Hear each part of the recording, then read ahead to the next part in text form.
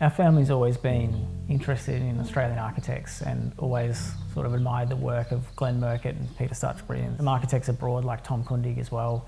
And bringing into this house all these ideas and studying and researching those architects, and particularly the ways that they define space and structure, as really kind of the foundation for the core concept of this house.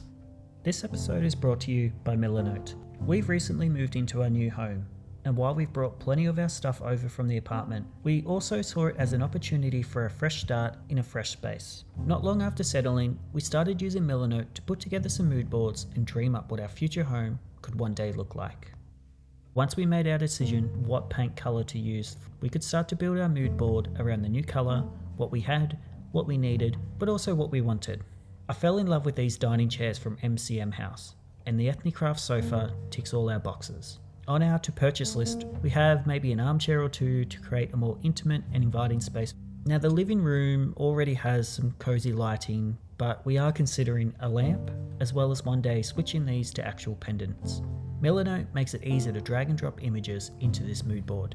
Also, we're looking at a beautiful bookshelf to display some of our treasured objects. I think one of my favourite tools on Murcutt has to be the ability to save links. It just makes it so much easier having everything in one place when we're ready to make that purchase.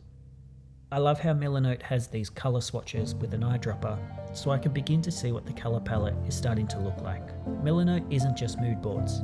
I've used it to create to-do lists, and trust me, there have been plenty of to-do lists, but there are also dozens of templates to help you with your next creative project. Use Murcutt to create your own mood board to freshen up your space. Try it today for free using my link in the description below.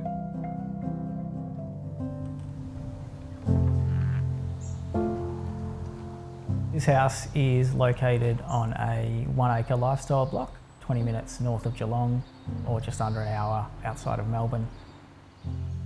It was a unique brief in a couple of ways.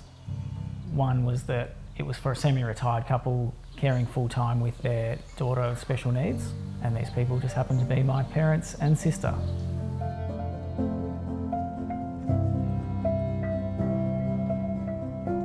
You approach the house from the east and you arrive at the front door, which is located in a linkway between the garage and the house itself. Once you step through the front door, you're greeted with the rammed earth wall and a very inviting opening that you walk through and then straight into the main living, dining, kitchen zone, which has a wall of glass to the north that looks directly out into the garden. The rammed earth wall extends from inside to outside, and you get a glimpse of that when you're actually coming from the east.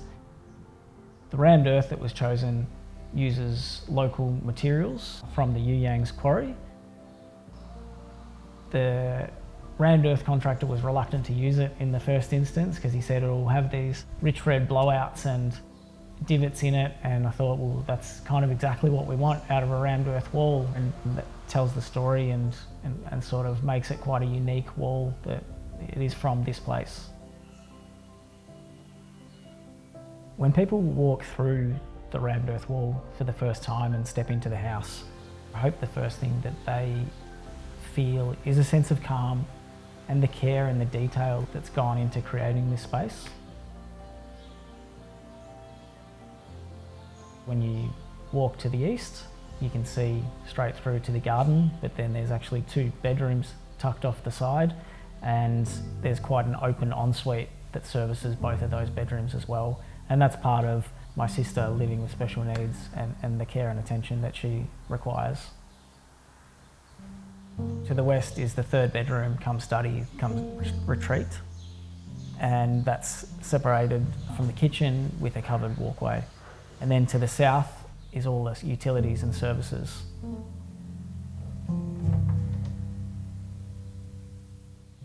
There are quite a few materials in this project, and that's partly to provide a richness to the internal and external experience. There were 2 key drivers with the materials. One was in plan and having that rammed earth spine as the kind of pivot point from all the spaces and all the other materials sort of hanging off or interacting with. So to the north is all the rich materials. That's where the bigger glazing is, so all these materials can absorb the light. Whereas to the south, all the utility zones were white and bright. reflecting that diffuse south light. So each space is defined partly by the materials and the structure. And so overhead we've got these fibre cement clad thin blade walls that's above a datum height of 2.7 metres. And then below that line is all the timber linings, the rammed earth wall. The idea of the rammed earth being such a beautiful material and such a mass that goes all the way through the house that it needed to be expressed in every space as well. So it's expressed in the living, dining, kitchen area really obviously, but it's also in the ensuite, it's in the bedrooms, it's in the laundry, it's in the mosaic studio, it's in all the spaces, and it's always a grounding point and a reference point for wherever you are in the house. You're always part of this wall. The ceiling was chosen as white plasterboard to reflect light back down. And so there's a galvanised steel awning outside, and the top of that is galvanised and it's bright silver. And so during the winter, the sun hits that and then bounces up onto the white ceiling and then washes down into the space. That was coming from the sections that Murcutt drew, coming through with high level windows and blocking out the summer sun and letting in the winter sun. And I know Stutchbury's done it with a pool.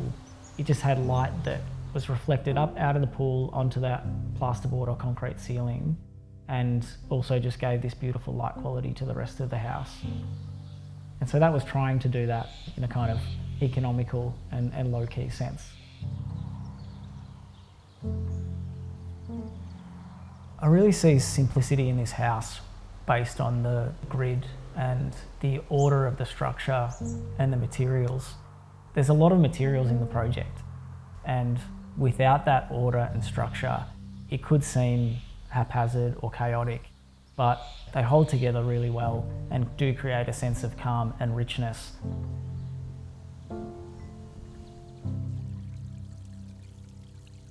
With all projects that we undertake, sustainability is paramount.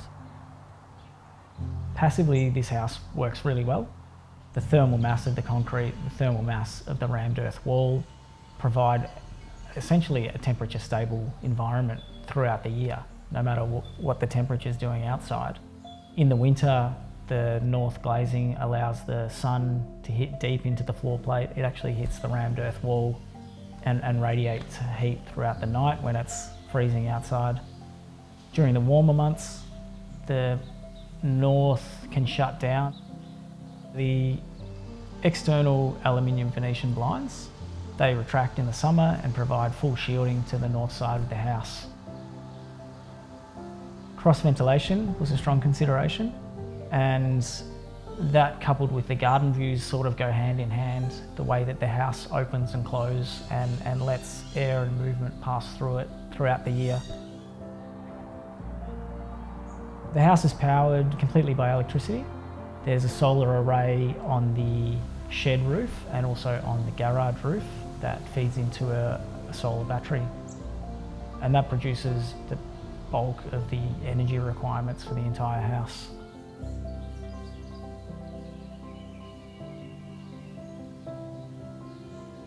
Being one of the first projects done under the banner of Wiesebrock Architecture, it is one of the, I guess, clearest and simplest manifestations of the philosophy of my practice. Everything has a reason. Materials are expressed honestly and structure is ordered and considered. The spaces are calm and they have a quality of coziness yet generosity with them as well.